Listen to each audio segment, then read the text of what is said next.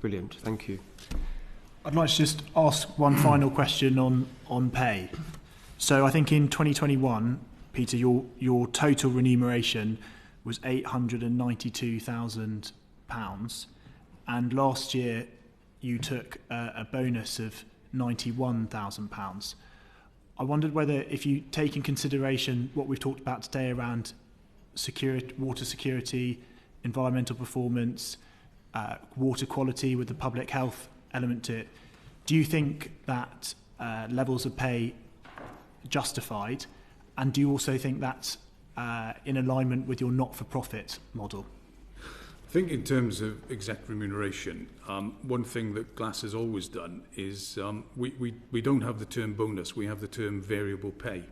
And variable pay puts at risk a potential earnings based on performance. Now, if you go back to 2021, that was at a time when we had 4-star environmental performance.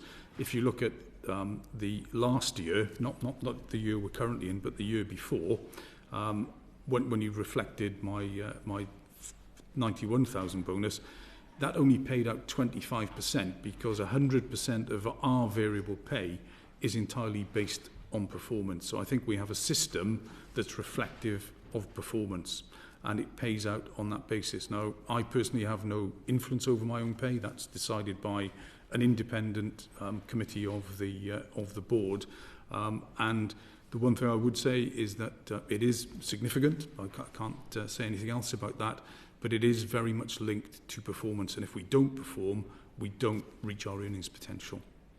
Except that there was 56,000 cubic metres of sewage being pumped into the Cleddau from 2022 to 2024. And I appreciate you didn't there wasn't in terms of that uptick in pay in 2023, but there was still an uptick in pay in 2024. So the performance, the environmental performance and the effect on my constituents in Pembrokeshire, the impact on the Cleddau and the river quality, and the pay is still being reflected in terms of that increase in variable pay. Well, you can call it what you like, but it still amounts to the same thing.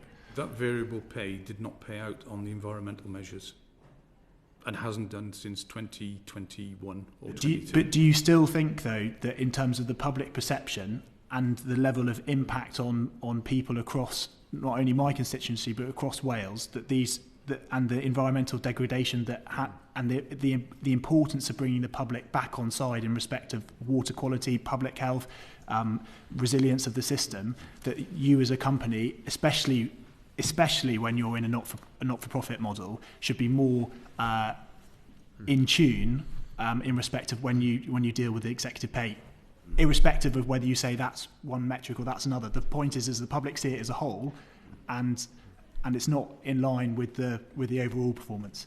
I wonder if I can just come in. You talk about our not-for-profit model, just to give a little bit of context, and it probably follows from Andrew's points earlier.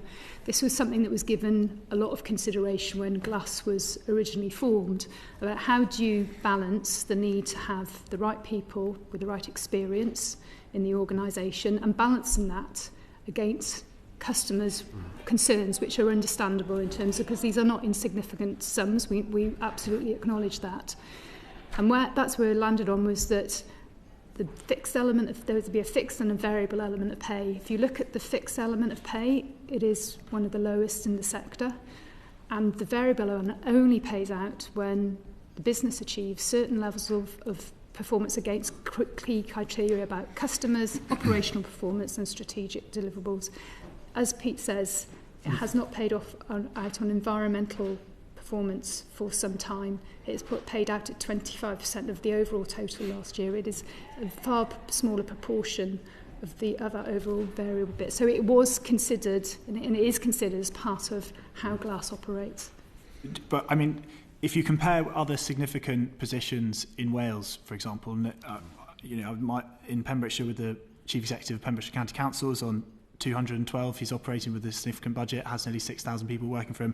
The Chief Executive of Cardiff Council has got a budget of 1.9 billion. He's paid £229,000.